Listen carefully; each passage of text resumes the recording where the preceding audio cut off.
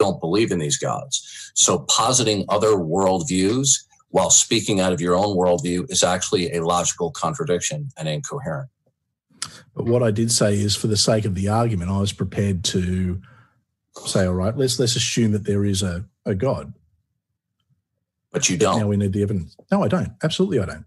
Good. Then we both agree that those worldviews do not exist. So right now it's my worldview versus your worldview. For you to appeal to any other worldview is a contradiction in terms. Because when you speak, whatever propositions you utter will be viable and intelligible with respect to your worldview. You cannot speak other worldviews because it'll contradict your world. That's a fallacy of pluralism. I can understand other worldviews, though, and for the sake of moving the conversation, because we weren't getting anywhere earlier, and Jay said that we weren't getting anywhere, so we moved the conversation on. Yeah. So those other worldviews would be false. Well, I guess you don't understand. I guess you don't understand the concept of worldviews. A worldview will be all-encompassing with a primary where everything else is secondary. Okay, nope. May I finish? A worldview is the collection or spider's web of all your beliefs. Among those beliefs, is going to be something that is foundational from which all your other beliefs derive. Because if that's not the case, then your worldview will be a world of chance where you have no grounding for anything. Then you wouldn't be able to say what is or is not.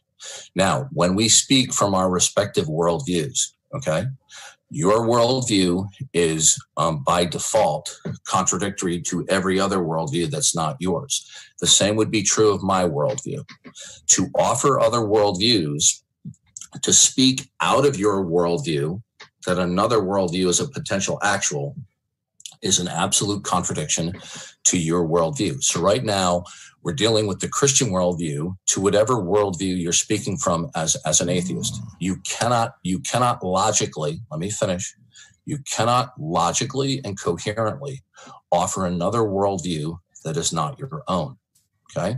That's a fallacy. Let me finish. I did offer another worldview that wasn't my own.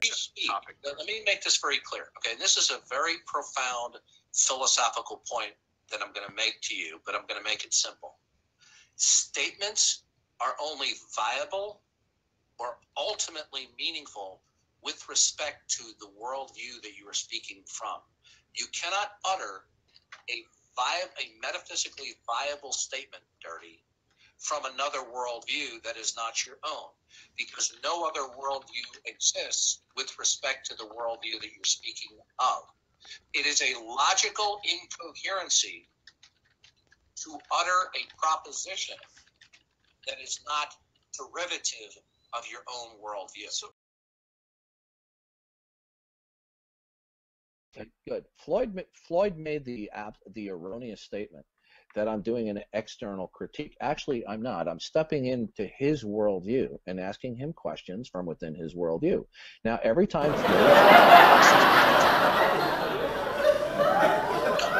I could temporarily assume that logic is dependent on Zeus to do an internal evaluation. For example, I can do an internal evaluation.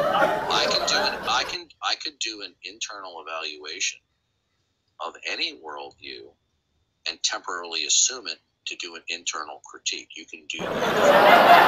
Hold on a second.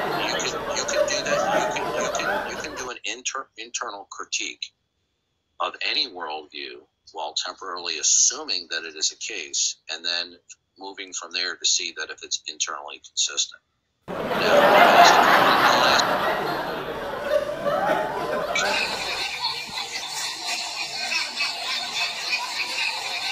and by the way, I'm sure you're aware that I only defend Christian theism. In Christian theism,